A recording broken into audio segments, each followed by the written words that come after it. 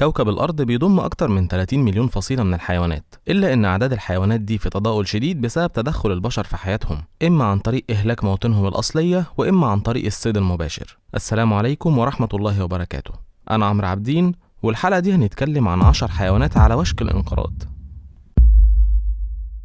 وحيد قرن جاوا، والمعروف كمان باسم وحيد القرن ذو القرن الصغير، كان منتشر زمان في جزر جاوا وسومطرة وبعض الأجزاء من الصين والهند، لكنه حاليا أصبح مهدد بالانقراض بسبب الصيد الغير مشروع. والسبب في صيده هو إن قرنه بيستعمل في بعض أنواع الأدوية الصينية، بالإضافة لأن عمليات جنوب شرق آسيا في الحرب العالمية الثانية أهلكت أغلب موطنه الأصلي، ودلوقتي موجود منه حوالي 60 واحد بس. بيتواجد قرد الترزير في جزء جنوب شرق آسيا، واللي بتضم الفلبين وكمبوديا وإندونيسيا وتايلاند كمان. لكن بما إنه دلوقتي مهدد بالانقراض، المكان الوحيد اللي ممكن تلاقيه موجود فيه هي جزيرة بورنيو. والسبب إن قرد الترزير نادر هو إنه الحيوان الوحيد على وجه الأرض اللي آكل للحوم بنسبة 100%، وأغلب غذاء القرد ده بيتكون من الحشرات، إلا إنه أحيانا بيعتمد في غذائه على الطيور والخفافيش أو السحالي والتعابين كمان.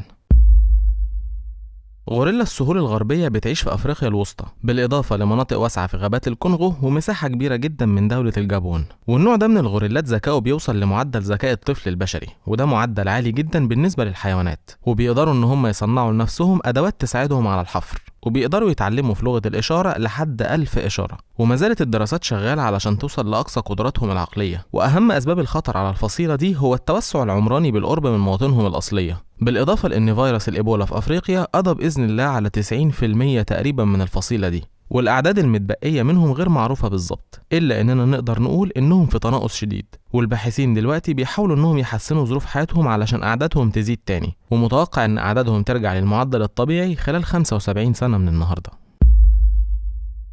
الوشق الأيبيري من الثدييات اللاحمة، وموطنه الأصلي في شبه الجزيرة الإيبيرية، واللي كان اسمها شبه جزيرة الأندلس أثناء فترة الحكم الإسلامي للأندلس. وعددهم حاليا 300 بس، لكن ده معدل كويس بعد ما عددهم كان وصل 100 سنة 2002. وسبب تهدد الفصيلة دي للانقراض هو الصيد الغير مشروع لغذائهم الأساسي اللي هو الأرنب الأوروبي، بالإضافة لأن الوشق مش قادر يغير أسلوب أكله. ضيف على ده كمان صيده هو وحوادث الطرق والأمراض الكتير اللي بتحصل. ولو الوشق ده انقرض بالفعل هيبقى أول قط ينقرض من ما قبل التاريخ. يعتبر الذئب الأحمر قريب للذئب الرمادي، وخلال فترة الثمانينيات كان التصور العام إن الذئب الأحمر انقرض بالفعل، إلا إنه ظهر تاني بعدها، وموجود منه حاليا 200 واحد في الأسر و50 واحد في البرية. ومع ذلك الأسباب اللي خلته مهدد بالانقراض ما زالت موجودة لحد دلوقتي، وهي إن أراضي الصيد بتاعتهم ما عادش فيها أي فرائس.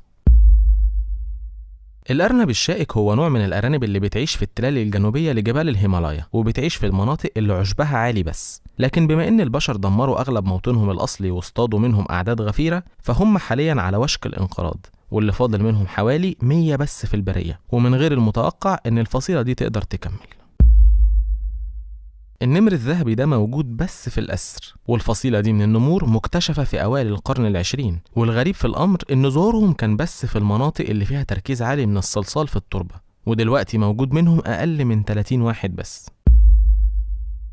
مها أبو عدس، والمعروف كمان باسم الظبي لولبي القرون، هو واحد من أنواع الظباء الصحراوية، وبيعيش في بعض المناطق المعزولة من الصحراء الكبرى وبعض المحميات الموجودة في أمريكا وأوروبا. وبيقدر يعيش المها ده لمدة طويلة جدا بدون ماء، لكن للأسف حركته بطيئة، وده بيخليه هدف سهل لأي مفترس. وأكتر صيدهم بيبقى عن طريق الأسود وكلاب الصيد والفهود وطبعا البشر. وبالرغم من إن مها أبو عدس كان متواجد بوفرة في شمال أفريقيا، إلا إنه دلوقتي مهدد بالانقراض، وموجود منه حوالي 2000 واحد بس في كل حدائق الحيوان والمحميات الطبيعية الموجودة في العالم.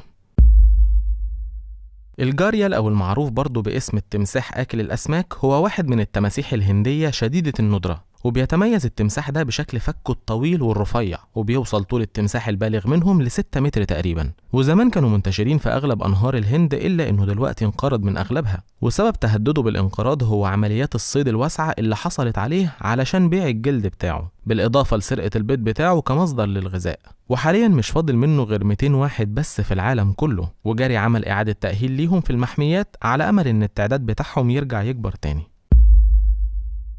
القطوم هو حيوان بحري حجمه ضخم جدا من فصيلة الثدييات، وبيوصل حجمه ل 500 كيلو جرام تقريبا.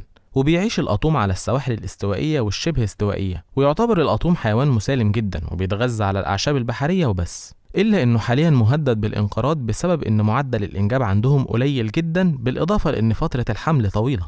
ضيف على ده كمان إن الزحف العمراني أثر على أغلب أماكن الأكل بتاعته، بما إنه بيعيش في المياه الضحلة نسبيا، ومش معروف بالظبط عدد الأطوم الموجودين حاليا، إلا إن معدل التوالد عندهم لا يتعدى 5% سنويا، وده أقل من المعدل اللي هم بيموتوا بيه حاليا. ولو مشينا بنفس المعدل الأطوم كمان ممكن ينقرض. لو الفيديو عجبكم اعملوا لنا لايك، ولو لسه ما عملتوش سبسكرايب للقناة ما تنسوش تعملوا قبل ما تخرجوا علشان توصلكم فيديوهاتنا أول بأول. وانا عارف ان احنا الفترة دي بقينا بنطول على ما بننزل فيديوهات، لكن معلش سامحونا الفترة دي على اي تقصير، واحنا ان شاء الله على قد ما نقدر هنحاول نثبت المواعيد. واشوفكم الحلقة الجاية.